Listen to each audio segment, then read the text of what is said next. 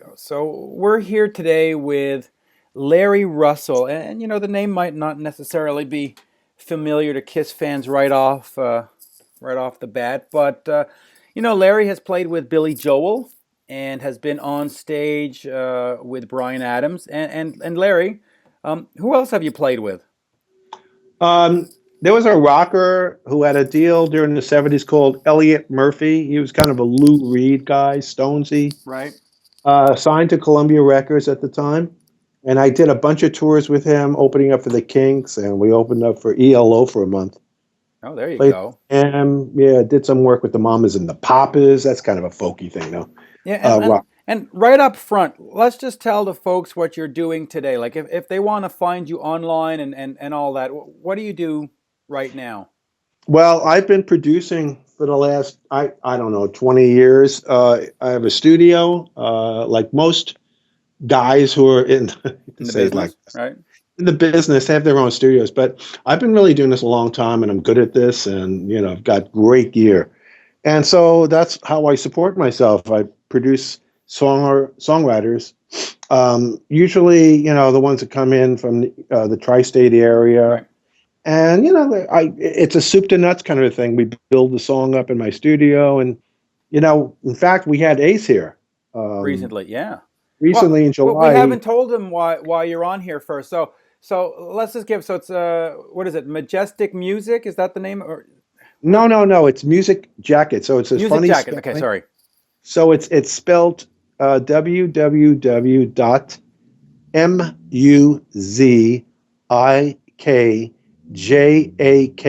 www.muzikjakit.com. Yeah, so I just wanted to get that up front because I know there's a lot of musicians and musician types that watch this and they, there's always a good place. Now, I'm going to hold up this book to the camera. A little book called Ace Frehley No Regrets. And you're in this book. Ace wrote about you. So let's just start with that. Why is Ace Frehley, guitarist of or ex-guitarist of Kiss, writing about Larry Russell? What's the connection? How does he know you? Let's start from the beginning. Okay, we went to high school together, so Okay. that's how far back I remember him. I remember him probably going back to 1966. Wow. And during that time, it was the tables were turned, and I was in a hot band at the time, Right. signed to United Artists Records. The band was called The Age of Reason. Yeah. Had a single out, and Paul, I call him Paul Ace. He bought my single. I mean, we were friends, Yeah. and sometimes we would cut out of school and go to his house and listen to music, and so we've been friends since high school. Right. And And and and before people think, "Oh, this is just some guy from 1966 who knew." No, I mean, we're talking in 2014. You still talk to Ace. He still comes over. He still was in, I mean, he was in your studio recently. So yeah, this is not some guy crawling out of the woodwork for 15 minutes of fame. I mean, this is somebody who knows Ace to this day. What would I that be? mean, 50 years, I guess, right? yeah, 50 years. I would say that I've heard this from other people that back in the day, he considered me one of his best friends, Okay. along with Bobby McAdams. Right. Right. Who wrote that book with Gordon Right. Gebra? I always mispronounce his name. Geb Gerbert. Yeah, Gerber. Right. Gebert. Okay. Gerbert, Yeah. that's right. So Who, go ahead.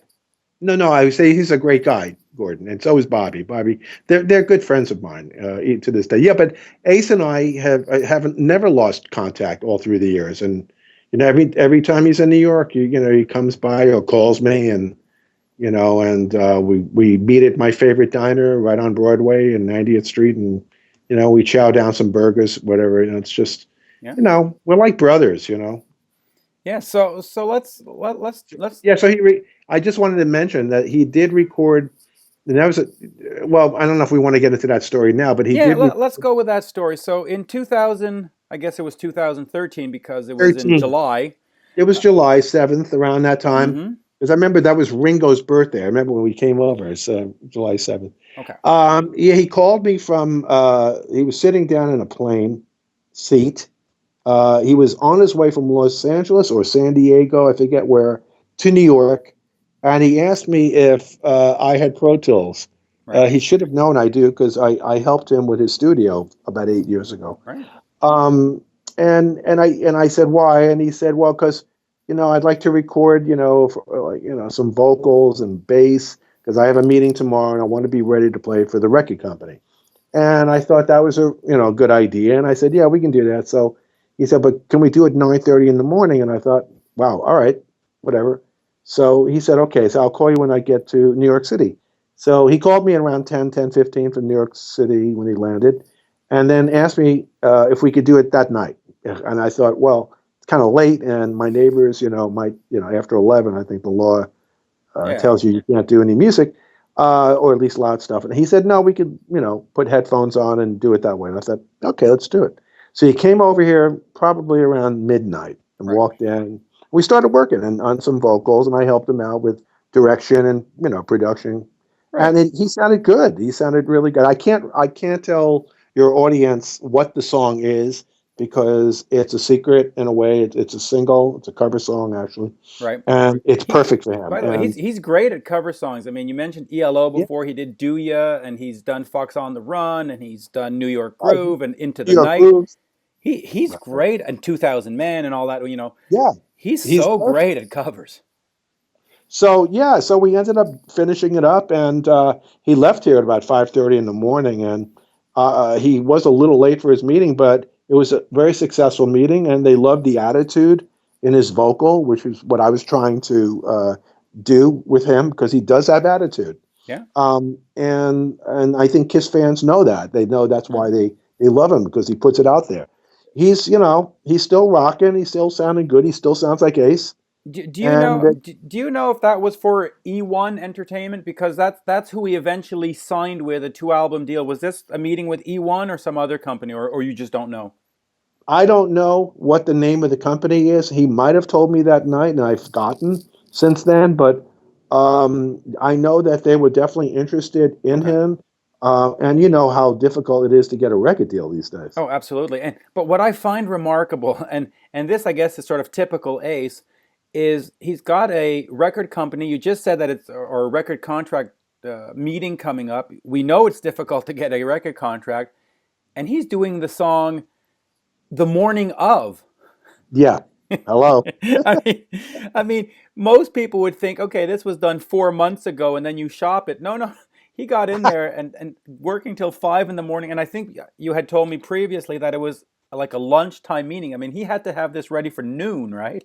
You're right, exactly. 12:30. And he actually was late and he had to call in and tell them that the meeting would be postponed for another hour later. Yeah. But it worked out fine and it worked. They liked it. They were convinced. Since we're starting sort of in the modern times, let's work backwards then. Instead of going in 1966 and all this, right now we've got this whole controversy with the Rock and Roll Hall of Fame and Ace. First of all, Mm. has he spoken to you about it, and what has he said? And then, what's your personal take on Ace being inducted but not getting to play with Gene and Paul, and the whole? And of course, this is February 28th. Who knows? Maybe they'll still play together, but as it is today, it's a big giant mess. I was just talking to somebody right before you called me Right. about this, Okay. and my personal feelings. Right. I think it's. I was mortified to hear this. The Rock and Roll Hall of Fame. Hello, you guys got famous together. Yeah. That first band got famous together. You have to leave all those personal feelings behind, whatever those personal feelings are, even if they're business feelings, Yeah. even if they're business reasons. Just get rid of that for that one day and just do what the Kiss fans want because they want to see a reunion like that for the Hall of Fame.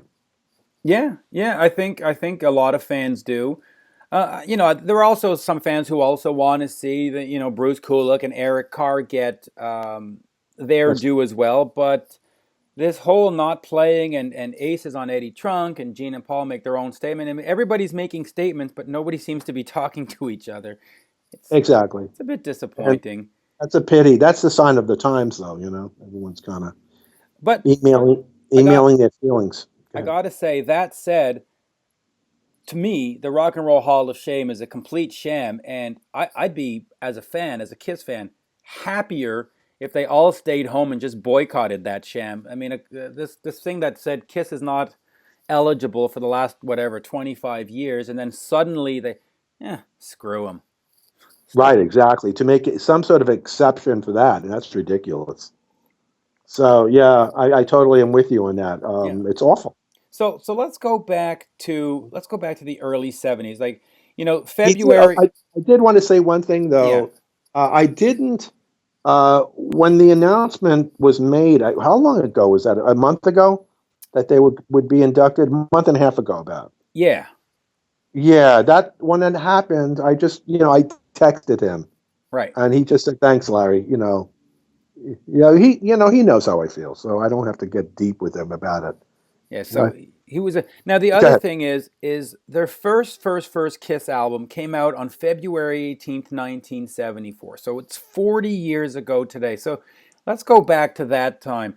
Um, you've known him since 66. When he got accepted in Kiss, did he have any conversations about, boy, I met these two guys and or I've joined this band? Was there can you give me any of the historical perspective of what was going on when he first got in the band? He gave me, I can't remember too much of it Okay. because I remember that there was a Village Voice ad. Right. They were looking for a guitar player. They were just trying to find the right guy. And I know, he and I did not talk about that because um, there wasn't really there wasn't much to talk about because nothing had happened. Okay. I think that I don't know if they hired him right away. Okay. But I know that he invited me down to a rehearsal. I did go Okay. to one of the first rehearsals down on that The place on Diplomat Hotel or the was the it the 23rd Street, the one on right, right, 23rd. right, right. The loft or whatever they called it. I was there. Okay. So tell me I was about that. When you saw them plug in and rehearse, you're a musician yourself. You've played with Billy Joel, you've played with these guys.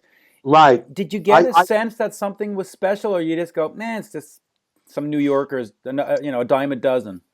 I think you're right. I think I was feeling that way. I was Yeah. thinking only because it was so loud. It Okay. was like I was the only one in the room.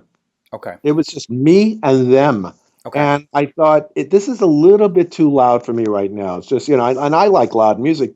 Being an ex drummer and being a rock drummer, I can play as loud as the best of them. But it was just a little too loud. And Did I stayed for a while. I probably stayed for at least a good 40 minutes listening to them rehearse. They were just rehearsing. They weren't putting on a show. No, of course. But through that, did you get any sense that they were just sort of three or four guys, rehearsing, sort of figuring stuff out? Or did you Yes. get sort of a sense of these guys have a purpose? Gene and Paul are directing and they have a vision. Yeah, I got that. I definitely got that. Good point. You're waking me up now to my memory because it's a while ago. Right. But you're right. I did see that. I saw how organized they were, Okay. and it was really about if you were there at a rehearsal and you had a cousin who was in a band and Hmm. you just sat in. It was kind of like that. I was watching Paul. I keep calling him Paul, but Right. Well, it's funny because I interviewed his brother and he kept referring to him as Paulie. And it's like, wait a minute, he's Ace, and he kept saying Paulie, and you go, oh yeah, right, that's his name. Everybody seems to forget that it's actually Paul Frehley, right? it is Paul Frehley, and his mother used to call him Paulie. Yeah, and I think that's why during the interview with his brother, that's why he kept calling him Paulie. I think, hey, that's a good name for him, though. Um, I call him Paulie now. I mean, I call him yeah, I call him Paul. I'd never call him Ace. But so, yeah, I mean, it was watching this band.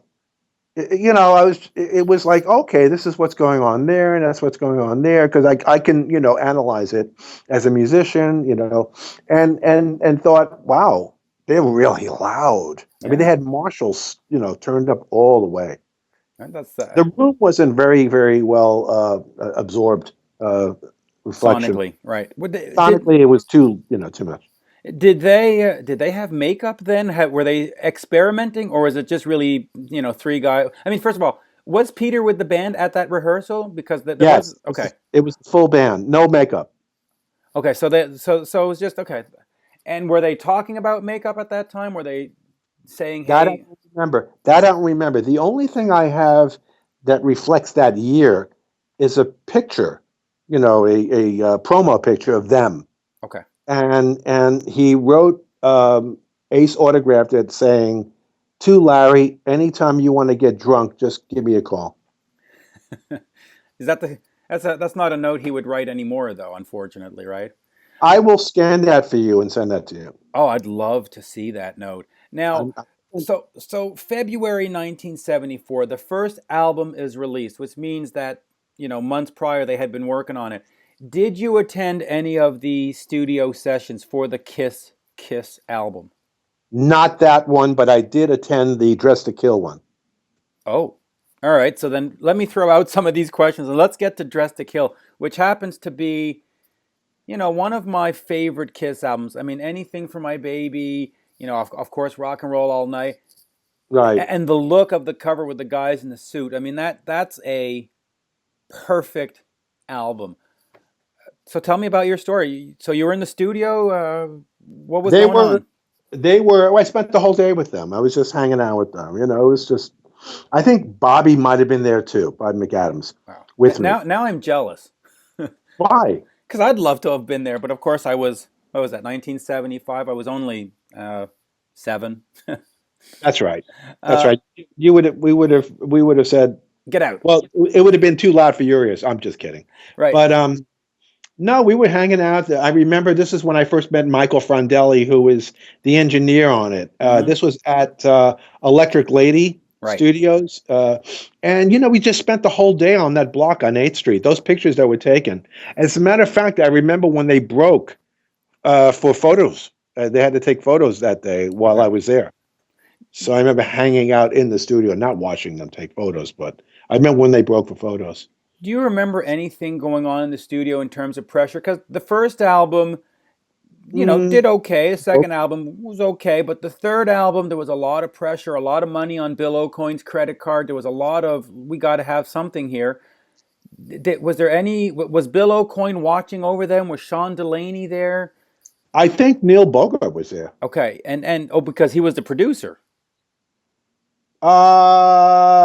You sure? Was he producing it or was Yeah. Bob Ezrin? I'm not sure. No, Bob didn't come in until Destroyer, so it was definitely Yeah, Neil taking over and saying, "Okay, we got to do something with this band." yeah, he was there, and I didn't get the sense of them of any urgency or any kind of Okay. worry, or they were just a rock and roll band taking pictures and doing their sessions. It was very, very normal situation in the studio. I was really mostly hanging out with the engineer a lot because I'm so interested in engineering at the time. Okay. Uh, and then being with Paul, I mean, it was just normal sessions. And I don't really remember. It might have been Ace doing some overdubs. Okay. It might have been an overdub thing, but they were all there.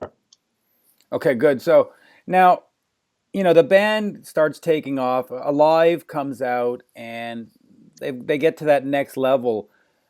Do you start noticing any changes in Ace? Does he become more erratic? Does he start taking, more alcohol? Or is he just always the same guy, the same Give, lovable Paul to you? all right, give me the. That's funny. Give me the year, and I'll tell you. Tell you what it was. Well, listen, we're now looking at the end of 75, going into 76, going into the Destroyer album. Um, because on the Destroyer album, Ace was replaced on a couple of songs by Dick Wagner. And that's sort of where people start thinking it starts falling apart a bit. What was going on after Alive came out and just before Destroyer came out? 1976, right? Yeah. You were on tour with them, I think, up in Winnipeg. That was a tour that I did with Godspell, and I ended up. This is a funny story. Okay, so let's We hear ended it. up. We ended up in the same hotel. Now, what? It was a really beautiful hotel, and I can't. Was it the Hilton or something like that, or what's the best hotel in the? In Winnipeg? Yeah, in Winnipeg. I think it's a Howard Johnson. No. No, No, no, it listen, was a. back then, Canada had a lot of Ritz Carltons. We had a lot of Ritzy Hiltons. Um, Could but, have been that. uh, I've never been. Let's just call it a high class hotel in Winnipeg. It certainly was. We remember seeing Victor Borger. I don't know if you know who this guy Yeah, is. yeah. He's I saw him going. I saw him going down the escalator. He was there too that day. wow. It was a funny little scene. I had heard that they were there. I don't know who told me, but I managed to find them all sitting in a restaurant, Okay. and I snuck up on Ace from behind, and Paul Stanley, who knew me at that point. I gave him the don't tell anybody or don't tell him I'm coming, and I just snuck up behind Paul, and just went down on my knee and I said, "Hey, Paul, how you doing?" And he just completely freaked out. You know how he used to jump up Mm-hmm. and laugh really loud, and he did that. It was great. It was great seeing him, and then we hung out, and I really got to know Peter Criss then. We went up to Peter's room, and I got to hang out with Peter, and Peter and I really hit it off. We really bonded, and I felt that New York vibe with him. Maybe that was it. But yeah, that was a cool time. Now, in terms of like his drug taking, I can't really know exactly Right. when it started and when it ended, but he used to like to drink and he used to like to take some pills or something, but But were you I certainly sensing and that so he did was I. you sort of, but did you sense that he was getting disconnected from you or from the band? Was he sort of getting back into a shell, or was this Ace? I mean, I think that's just Ace. I mean, okay, I really don't think it was something okay, that there was a particular thing that made that happen. okay. So after that, what's one of your sort of best stories from the 1970s? Regarding Ace. From the 1970s, good question. I'm not sure if this is 70s, but it was a little bit after that. Well, there is one story I want you to tell. Oh, which one was that? I'd like you to tell me how Ace met Anton Fig. Through me. Okay. How? Okay. There was a group called Siren. Right. It's he was Anton was in this band Siren with Keith Linton Mm-hmm. and a lead singer named Amanda.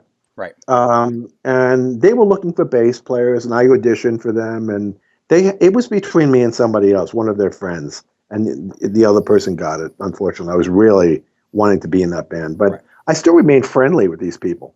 And at that time, I was just really, really turned on by Anton's drumming.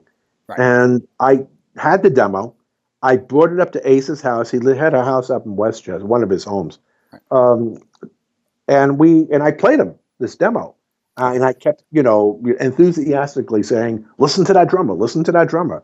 He's great, he's great. And he trusted me, and the next day he called me up and he goes, Larry, you got that drummer's name? What was his number? So that's my impersonation of Ace. Of Anyway, Ace, right. yeah. And I gave him the number, and the rest is history. Oh no, and I know what happened. He sent for a limo. Oh, this is really great. I went to Anton's audition. So he sent for a limo to pick Anton and myself up Okay. because we both live on the Upper West Side of Manhattan. Right. And we went up to the Bronx to Eddie Sloden's Mm-hmm. studio, Eddie's studio at the time, and I was playing bass. Oh, so it's all coming back. I'm playing bass, Anton's playing drums, and Ace is playing guitar. And from that point on, he realized that he wanted to use Anton. Were you by any chance? Did you play on Ace's 1978 solo record anywhere?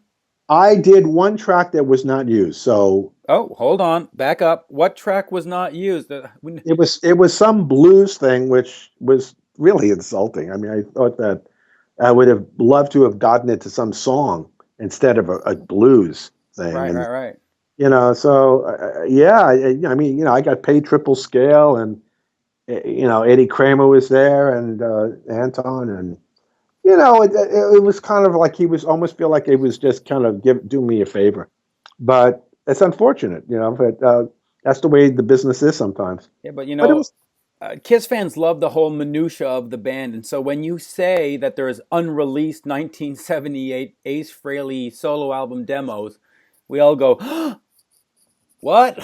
Tell us more." So, is that the only track that you eh, know of? it's the only one that I was on. It Okay, was I wasn't happy about it. I wanted to be given a song because that's what I'm about. I'm about songs. right. So yeah, that's the only one.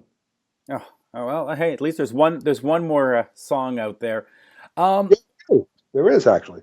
so then and then after that, through that meeting and through Anton playing on the solo album, he ends up hanging around and he plays on Kiss Dynasty and Kiss Unmasked. Yeah, he Were got a lot of work from that. Hmm. Yeah, were you involved in any of those albums in terms of hanging around or helping Ace out, or how was Ace feeling about Peter not being on the albums and not being there?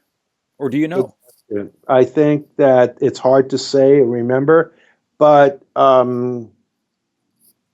there were so many changes. I remember being at some of the sessions for that. Right.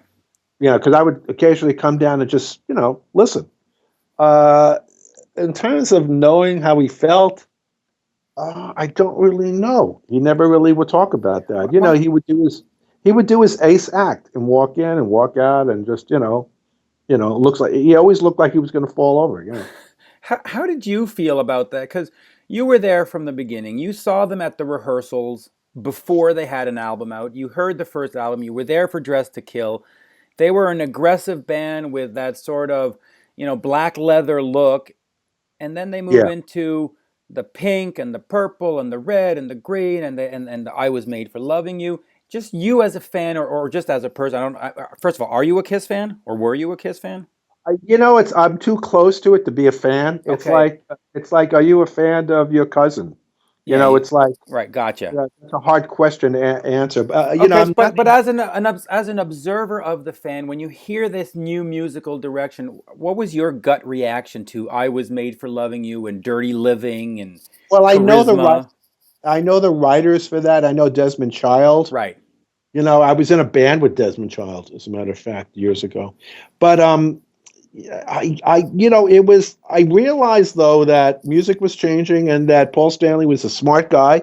Right. Occasionally, and during 1978, I would try to bring songs to Paul Stanley. Okay. He was a very, very sweet guy to me. I mean, the guy couldn't have been nicer. At clubs, I would run into him, and he'd like grab at my shoulders, very affectionate with me. Okay. And I don't know, their songs, they had to move. They couldn't, I guess they could have just remained the same Detroit City type of band all the way through, but I think they felt they had to move along and with the times.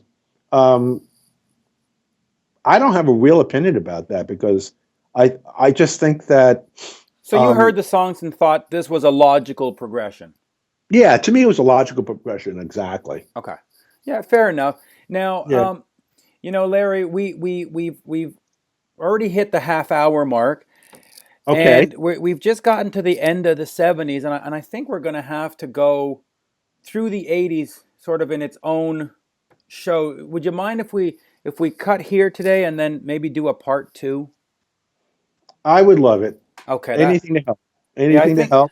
because I'm thinking if we start mixing and matching all these eras, it's going to get messy. And so if we do a sort of a '70s and an '80s, I think that might be interesting to listeners.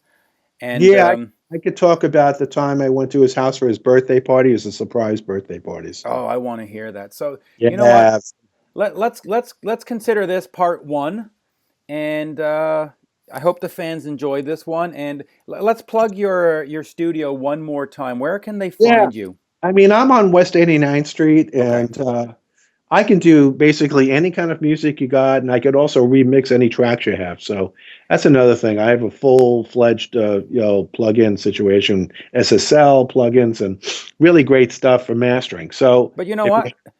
yeah, Put all that aside. The best endorsement is Ace Frehley used your studio. I mean, he trusts you enough to come into your studio, this multi-platinum selling artist, and he works with you. So anybody yeah, out there, you can trust Larry. yep, you can. I mean, that's all you need to say. Ace Frehley recorded here. That's all you need to say. Ace Frehley does not go to some, dime a dozen, nothing. He goes to quality people, and That's true. Larry is quality people. Well, Larry, Yep. I wanted to thank you. It's been great, and let's do part two, and let's keep plugging. Let's hear more Ace stories. People love Ace stories. I've got a bunch of them. Good. Well, thank you very much. Let me just shut down this recording a second. Hold on.